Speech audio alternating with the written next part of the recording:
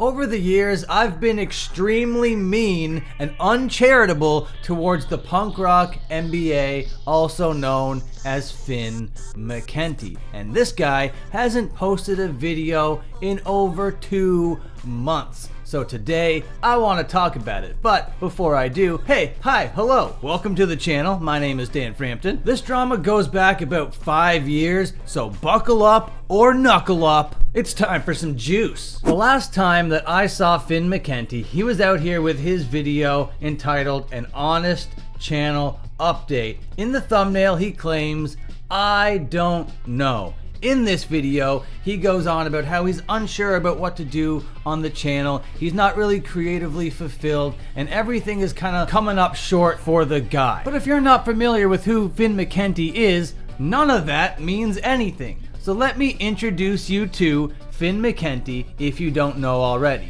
This will be a little bit of a speed run about this guy. This guy is about a 45-year-old man who's been going pretty hard on YouTube for the last 5 or 6 years, talking about alternative culture, the scene, rock and roll music, and that kind of thing. He broke out into the algorithm by explaining what worked for bands and how it got them big. That would lead him to make many years of video essays and think pieces, some of them good, some of them very bad. He amassed a following of 609 subscribers. So that's nothing to scoff at. That is a hell of a channel. And it's very apropos that his last video 2 months ago has the thumbnail that says, out of ideas, because I think that's what Finn Mckenty is actually. Out of ideas. But something is telling me that there's a little bit more to this story. He can't just be out of ideas, because he was fine with being out of ideas for like 3 or 4 years, just pumping out Wikipedia reads, essentially. But not being creatively fulfilled by a creative job has gotta feel like some sort of prison. So on his main channel, he was writing up these essays, he was writing up these think pieces under the name The Punk Rock MBA. He had a second channel, which was basically just streams and stream clips, which still did really, really well for itself at 161,000 subscribers. And this was basically just, like I said, highlights and stuff from his streams. And it's been 4 months since he posted to that, and this one that was posted a month ago, this Tillian Pearson one, doesn't really count because it was recorded much earlier and just posted kind of out of the blue, out of nowhere. And this is a hell of a guy to be posting about for your like return to the internet, because Finn Mckenty gets a lot of heat. A lot of people do not like Finn Mckenty. His takes rub people the wrong way, especially the fans of the music that he actually talks about. He has a tendency to call fans wrong and stupid, and when bands make capitalistic choices, he has a tendency to celebrate that kind of thing, and in underground culture, that's not normally the take to have. So Finn Mckenty gets a ton of heat and criticism for those takes, which are really only the tip of the iceberg. He has take after take after take, which is insane. So all of those takes, on top of his extremely formulaic and boring as hell videos on the main channel, that's just a crazy concoction for the old brain to deal with. And I can kind of understand where he's coming from. He's like, I've talked about rock and roll music for 5 years straight.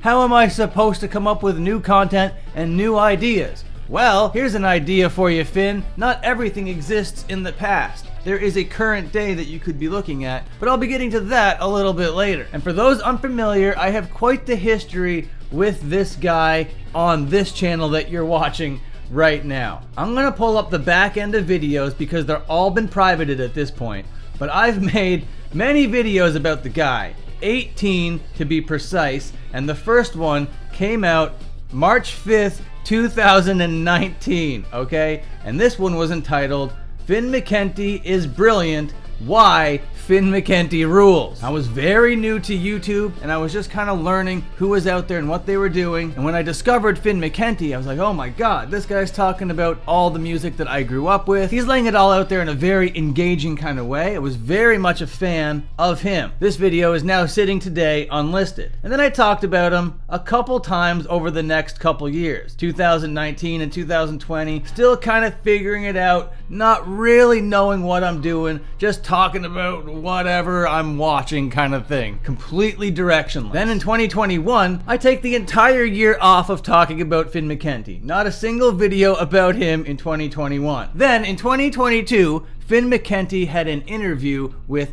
Fat Michael Bartholomew III of No Effect on the Fat Mike podcast. And that was a huge opportunity for him, so I did kind of like a reaction to that video. But things weren't really doing great for the channel. Sure, that video did a little bit better than my earlier videos, but I needed some juice into this channel, so I created a character. I leaned on what I knew best. What I knew best was satire. What I knew best was professional wrestling. So I brought all of those elements to the channel when I created the Ruthless Gatekeeper character. And I thought it was very obvious that this was an extreme character going out there, satirizing the platform, satirizing everybody around him, making fun of YouTubers by being the worst, most toxic YouTuber I could be. But I was being too charitable to the world. I thought everybody was just like in on the joke and kind of understood that, but they didn't. They thought that that's who I was. Doesn't matter. All that is water under the bridge at this point. All of that is to say, I made a video in the Ruthless Gatekeeper character about Finn Mckenty. This video was called Everybody Hates Finn Mckenty, with the thumbnail that says Red Pilled Groomer with a question mark. Now I totally understand why he would feel uncomfortable about me making this video, even though it is tongue-in-cheek. This wasn't really a two-way street going on here, which is why I do have it sitting at private, but there was so much drama that went on with this one video. Basically, in this video, Red Pilled Groomer is what people were calling him on Twitter. This was just a reaction video, essentially, to what was going on Twitter. And I even said in the video that there's no evidence that he is a Red Pilled Groomer, but there's a lot of that conversation going on online. And to be fair, sitting here today outside of the character, I do see it as kind of an irresponsible move to do that. If I'm making videos with this kind of thumbnail, I need to come on with a definitive yes or no conclusion at the end of it all. It can't just be an ambiguous like, I don't know guys, it's just kind of out there. And that's why I don't think that it's a great video. But my cope in my mind was like, it's the Ruthless Gatekeeper, I'm just gonna go with it, who cares? It did very well for the channel, getting 42,000 views, but Finn Mckenty did not like it, and this is what sent our drama into the next kind of echelon, okay? He ended up issuing a privacy complaint to this thing, when really all I would have really loved was for him to deny it and do like a reply to it, right? Because now that would be a two-way street. But that isn't the road that he took, which I found wild. Like, you're a content creator, this is content. If the allegations aren't true, just deny it and call me an irresponsible idiot. I was playing the heel, I was playing the bad guy wrestler, lobbing him softball after softball for him to crank out of the park. He could have ran me over the coals so easily with how bad of a video that was. There was no research, the conclusion was shit, and he could have decimated my career before it even got started.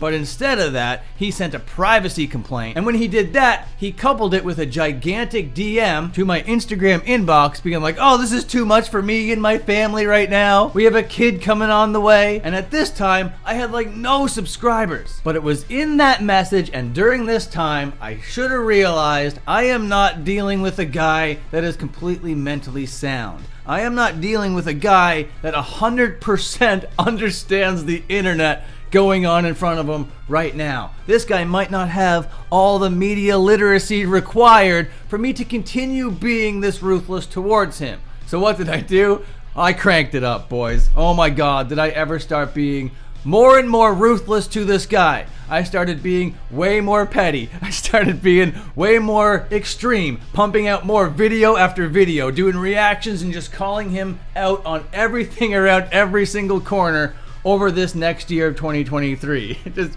video after video after video. Ronnie Radke going over the privacy complaint. Blair White releasing a shirt. Like, I went absolutely ham with this character. And like I said, sitting here now outside of the character, I do realize how irresponsible that kind of was, especially because not everybody understood the bit, the gimmick, and what was going on. But when I'm doing that kind of character and there are people that don't understand it, that's just grounds to kind of lean into it even more. When people are being worked, you want to work them. But with that information that I learned way back when, that this guy didn't have all those screws loose, maybe this gigantic 2023 tirade of mine shouldn't have happened in retrospect. And then in 2024, I killed that character. That was only like a year-long arc, even though I feel like it was forever of my YouTube uploading career. And then in 2024, I made that same video, that red-pilled groomer, which was just like a Twitter reaction to just searching his name or whatever, but this time outside of the character and a lot less like ruthless and satirical. Then I had a reaction arc, and I just reacted to his videos and just like criticized them when I saw there were moments to criticize. Then I did a whole Evil iDubbbz arc, where it was just basically another reaction to another one of his videos. But now I'm sitting here and it's almost 2025, and I realize that I was a small channel extremely punching up in all of these situations,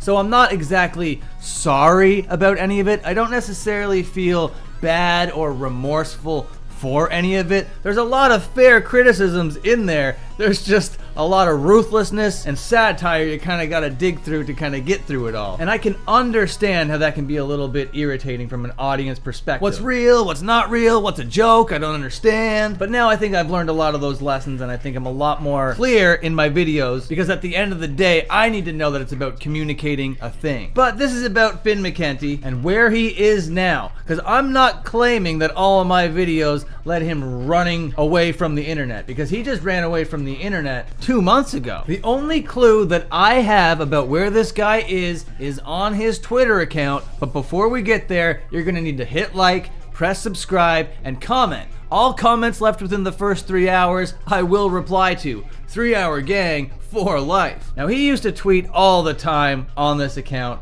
over here, okay? Tweeting all day long, every day. Oh, what's this? Oh, they're all gone, are they? It does look like he has 2 tweets, though. This pinned tweet, music video for Death to Real Metal by his band. And then this one right here, the smoking gun, Andrew Wilkinson, tweets out, "Most successful people are just a walking anxiety disorder harnessed for productivity." And then Finn Mckenty, I don't know if he sees the irony here, but then he quote retweets it with facts. The irony, if you're not seeing it right now, is walking anxiety disorder harnessed for productivity, and he's been unproductive for 2 months. Completely unproductive since he quote retweeted this thing. So I'm still out here criticizing this guy because he just seems so off the ball. But I don't want to make video after video about him. I don't want to criticize him anymore, because even though I'm sitting here outside of the Ruthless Gatekeeper character, when I look back at that kind of stuff, it's kind of hard for me to watch. Might have been pushing this guy around a little bit, but really, I was just a small creator trying to ruffle some feathers to get some traction online. Just doing anything I could to get some eyeballs my way. So it looks to me, based on this tweet here, based on this evidence, that Finn Mckenty is just filled with anxiety and doesn't have any ideas.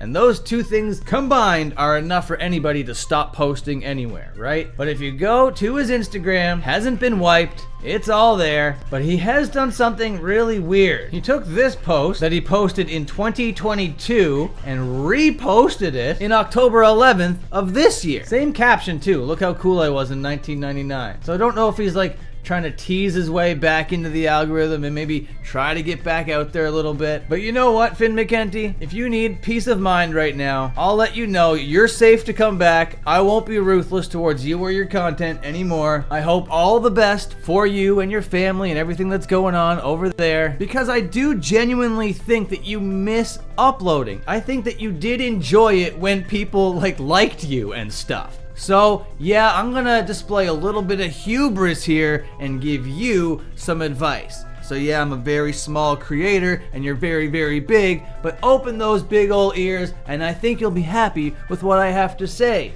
Finn Mckenty. Yes, making all these retrospectives and all these Wikipedia reads is very boring, is very not cool for anybody to watch or listen to, let alone make. This has gotta be a hellscape, right? Yeah, it sure is. But you know what's currently going on? Events, current events.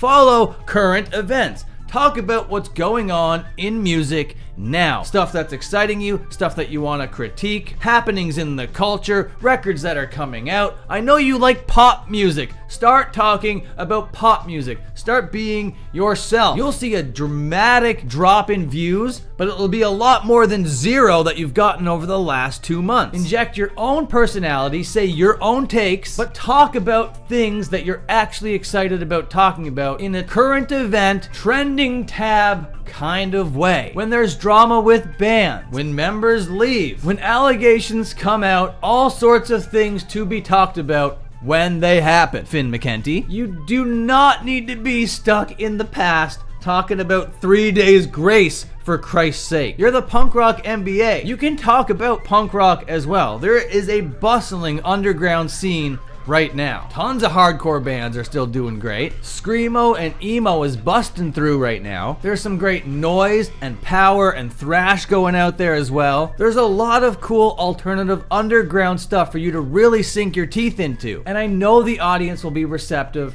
to it. And if you stay genuine to that, then you can absolutely dominate the culture as it pertains to the alternative side. Because if I'm looking right here and I see 3 Days Grace, not alternative culture. I see Sugar Ray, not so much. Goldfinger, I don't know, man. Tony Hawk, you ever heard of it? Muse, Motionless in White, come on. It would be different if these guys were making news right now. If you go into videos thinking, is this a newsworthy topic?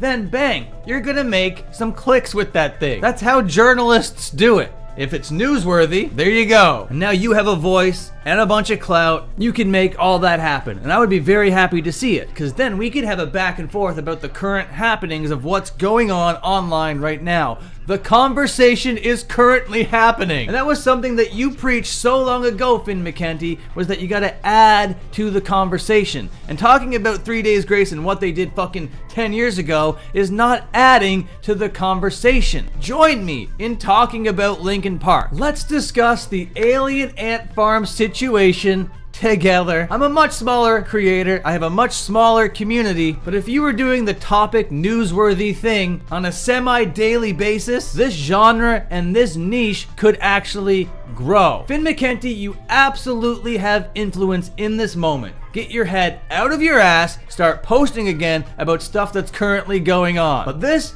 will be the last time that I criticize you. This will be the last time that I say anything remotely harshly toned or with any bass in my voice whatsoever. I just care about this stuff and I just want to see it grow. And what I realize now, that the biggest mistake that the Ruthless Gatekeeper made back in the day was making enemies with the channel. That was the whole thing that I did. I found enemies and then I attacked them, okay? It was supposed to be satire, so people would realize that coming up with enemies and attacking them was wrong. But at the end of the day, the audience did just see it as me creating enemies and attacking them. So my intention doesn't really matter in the grand scheme of things when that was the perception of what went down. But either way, I'm committed to growing and learning and making better content. And I want Finn Mckenty to do the same. Okay, I'm done yapping for now. I know this is a longer video. Thank you so much for watching. If you liked it, like, comment, and subscribe. Until my next upload, watch another upload. Okay, take care and have a good one.